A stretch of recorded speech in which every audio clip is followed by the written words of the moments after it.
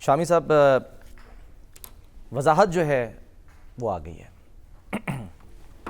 Operation अज़्म इस्तेहकाम की बड़ा अच्छा हुआ है, क्योंकि जो खौफ पैदा हुआ था लोगों में उसी तरह का ऑपरेशन होगा, लोगों को घर बार छोड़ने पड़ेंगे, नकल मकानी होगी, बिल्कुल हज़ारों लाखों लोग जो हैं वो बेघर होंगे, उनकी अमलाक को, उनके अमवाल को नुकसान पहुंचने का ख़दशा है। तो वो ख़दशा टल गया और ये वजाहत जो है ISPR ने भी जारी कर दी थी कल। अब जो इंतज़ामी इक़दामात हैं वो कर रहे हैं। अब उसके लिए सूबाई हुकूमत, वफाकी हुकूमत, सियासी जमातें और तमाम इंतज़ामी अदारे, इंटेलिजेंस अदारे और हमारे अदालती अदारे, उनको एक सोच अपनानी पड़ेगी। ये नहीं है कि दहशत गर्दों के फिर इंसानी हकूक के नाम पर हमारे वकील खड़े हो जाएं और हमारी अदालतें फैसले करने शुरू कर दें। सर, ये बात एग्जैक्टली आज ख्वाजा आसिफ साहब ने की है। ज़रा सुने ज़रा उन्होंने क्या जो है फरमाया। एक CM जो KP हैं उनको लेके, और कि सियासी अज़ाइम नहीं है, सुनिए उन्हीं की ज़बानी। ऑपरेशन मुख्तलिफ माजी से, लेकिन अज़्म जो है वो सेम होना चाहिए। लेकिन बुनियादी शर्त है तमाम सियासी जमातों से मुशावरत हो, ख़ास तौर पर उनसे जो KPK में और बलूचिस्तान में असर व रसूख रखती हैं। मैंने पहले भी अर्ज किया था, PTI और जमीयतुल उलमा इस्लाम बिल्कुल को अगर इकट्ठा कर दिया जाए तो 80% KPK, 80% राय आमा की नुमाइंदगी करती हैं दोनों जमातें। बिल्कुल ऐसे ही है।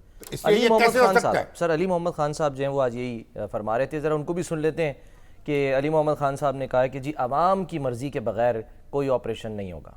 कल जो सर हम बात कर रहे थे कि जी इन कैमरा ब्रीफिंग होनी चाहिए, अस्करी क़यादत को आना चाहिए, वो मुतालबा जो है वो PTI कर रही है। नहीं, बिल्कुल होनी चाहिए। देखिए, पार्लियामेंट का इजलास बुलाएं, इन कैमरा बुलाएं।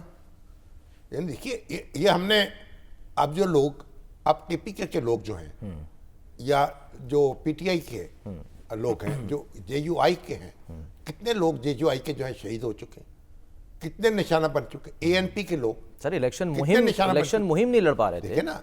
और फिर तो कि कैसे मुमकिन है कि जो लोग जो हैं जिनकी जान पर बनी हुई है वो पीछे हट जाएं। लेकिन बहरहाल अंधाधुंध गाड़ी चलाने का नाम जो है सफर नहीं होता। आपको देखना पड़ता है, एहतियात बरतनी पड़ती है, एक्सीडेंट ना हो जाए, कोई ऐसी नाखुशगवार सूरत पैदा ना हो जाए। तो ये जो बातचीत भी, जहां जरूरत हो बातचीत भी करनी पड़ती, जहां किसी को माफ करना हो माफ भी करना पड़ता है।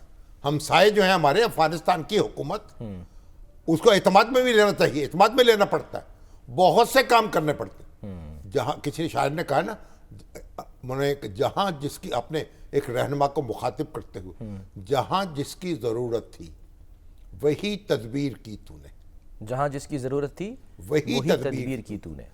कहीं कश्ती का जुम्बश दी, कहीं मौजों को ठहराया। तो ये आपको सफर करना है, आगे बढ़ना है। ये कोई अना का मसला नहीं है, जिद का मसला नहीं है। और जो लोग जो बैठे हैं सरहद पर बैठे, अब ख्वाजा साहब फरमा रहे थे कि तो जनाब देखिए ये बगैर पासपोर्ट के लोग आते जाते हैं अफगानिस्तान से और पाकिस्तान। और भाई अल्लाह के बंदे, दुनिया में कई मुल्क ऐसे हैं यूरोपियन सर वीजे के बगैर आते हैं जी, शेंगन स्टेट्स जो कहलाती हैं। पूरा यूरोप जो है वीजे के बगैर जाता है। नेपाल और इंडिया वीजे के बगैर जाते हैं। आप पासपोर्ट रखें, वीजे के बगैर। सर बॉर्डर के इलाके हैं जहां कबाइल बटे हुए हैं, तकसीम है, एक बाप उधर है, भतीजा उधर है, बेटा उधर है, चचा उधर है। तो भाई आप, ये कोई वीजा जो है ये कोई आसमानी चीज है? आपको मैं अर्ज करूं कि जब पाकिस्तान बना है तो दुनिया में वीजा ही नहीं था कहीं। हाँ, मैं 1980-81 में बरतानिया गया हूं। अच्छा, ऑन अराइवल मुझे वीजा मिला है, और उससे पहले वीजे का तस्वुर ही नहीं था। सब कॉन्टिनेंट में जब पाकिस्तान बना है तो बनाने वालों ने कभी सोचा था कि हम एक दूसरे मुल्क में आ जा नहीं सकेंगे? क्या इस तरह हमने कुएं बनाए थे।